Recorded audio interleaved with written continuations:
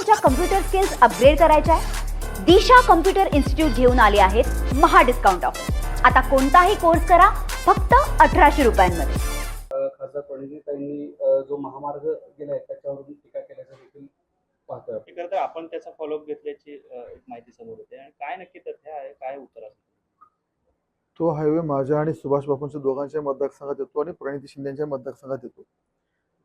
प्रणिती शिंदेंना ही सवय झाली अलीकडे, जे काय काय होत नाही ते भाजपमुळे होत नाही आणि काही झालं तर पटकन श्रेयासाठी त्याच्यावर स्टेटमेंट करायचे।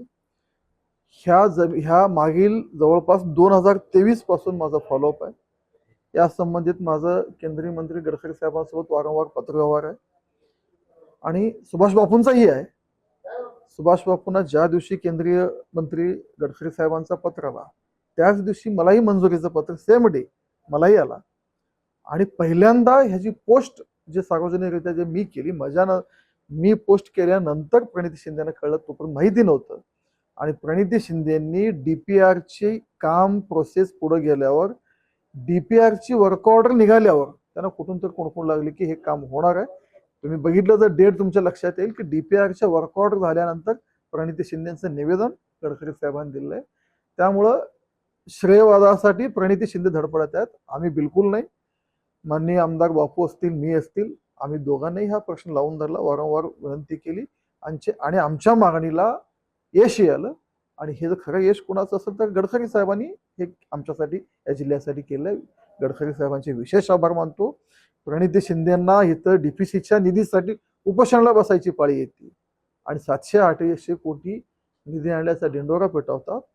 त्यांना कधीतरी मतदारसंघात येऊन म्हणजे महिन्याला 2 महिन्याला सोलापूरला येण्यापेक्षा रोज जर असले असते, पाठपुरावा केले असते तर माझी पोस्ट माझी बातमी झाल्यानंतर त्यांना कळायची वेळ आली नसती। त्यामुळं मला असं वाटतं की प्रणिती शिंदेच्या बोलण्याकडे आपण दुर्लक्ष करावं। जनता सुज्ञ आहे, त्यांनी जन्मल्यापासून त्यांच्या घरात सत्ता आहे, सरकार आहे, त्यांना कधी निवेदन द्यायचं सुचलं नाही। आणि आता भाजप सरकार, मोदी सरकार, देवेंद्रजींच्या नेतृत्वाखाली जे विकास कामं होतात त्याचे ते श्रेय घेण्याचा समाज माध्यमांमध्ये त्यांच्या सोशल मीडिया अकाउंटला टॅग केलेल्याचं दिसून येतं। लक्षात घ्या, गडकरी साहेब केंद्रीय मंत्री आहेत आणि ज्या ज्या ठिकाणी असे मंजूर होतात टॅग तर सगळ्यांकडे, मलाही टॅग आहे, टॅग तर मला पण आहे। ती प्रेसिडेन्सी आहे किंवा जिथं मंजूर होतात त्या लोकप्रतिनिधीला कळायला पाहिजे। माझा सवाल असा आहे प्रणिती शिंदेना, तुमच्या घरात सत्तेचे सगळे पदे होते, मुख्यमंत्री होते, केंद्रीय मंत्री होते, आमदार, खासदार, त्यावेळी असं निवेदन द्यायचं बघ सुचलं नाही तुम्हाला?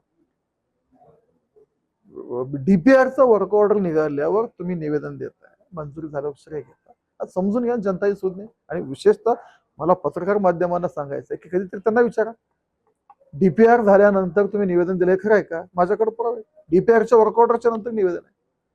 त्यामुळे त्यांना असं वाटतं की कुणाला काय कळत नाही। जनता खूप हुशार आणि सुज्ञ आहे, त्यामुळे ह्या गोष्टी क्लिअर आहेत। पश्चिम बंगालमध्ये जे यश मिळालं त्याच्यानंतर राज्यभरात देशभरात जल्लोष करण्यात आला। यावेळेस प्रणिती शिंदेंनी म्हणलेलं आहे मुख्यमंत्र्यांनी राजीनामा द्यावा। महाराष्ट्रात दुर्दैवी घटना घडलेली असताना जल्लोष झालेला आहे। ह्यांचं मूळ दुखणं देवेंद्र फडणवीस आहे आणि ते दुखणं काही संपत नाही, कारण माननीय देवेंद्रच्या नेतृत्वाखाली राज्यातला काँग्रेस पूर्णपणे सुपडा साफ होत आहे आणि देवेंद्रजींच्या नेतृत्वाखाली आमचं सगळं अस्तित्व संपत आहे। हे लक्षात आल्यावर बहाणा आहे त्या घटनेचा, दुर्दैवी घटना आहे, पण टार्गेट देवेंद्रजी आहेत। पण देवेंद्रजी भल्याना म्हणजे प्रणिती शिंदे वयाने, कर्तृत्वाने, सगळ्या गोष्टी तसे खूप लहान आहेत की जे रती महारथी देवेंद्रजींचं राजकारणाला धक्का लावायचा प्रयत्न करत होते, जे केले ते घरी जाऊन बसले। प्रणिती शिंदेना माझा सल्ला आहे, मित्रत्वाचा सल्ला आहे की आवाहन करताना, चॅलेंज करताना थोडी आपली पण पात्रता उंची मी म्हणणार नाही, पण निदान ज्याच्याशी बोलतोय ते कुठे आहे आणि आपण कुठे आहे ह्याचा भान आपण ठेवावा। मला तुमच्या कम्प्युटर स्किल्स अपग्रेड करायच्या आहे? दिशा कम्प्युटर इन्स्टिट्यूट घेऊन आले आहेत महा डिस्काउंट ऑफर। आता कोणताही कोर्स करा फक्त 1800 रुपयांमध्ये।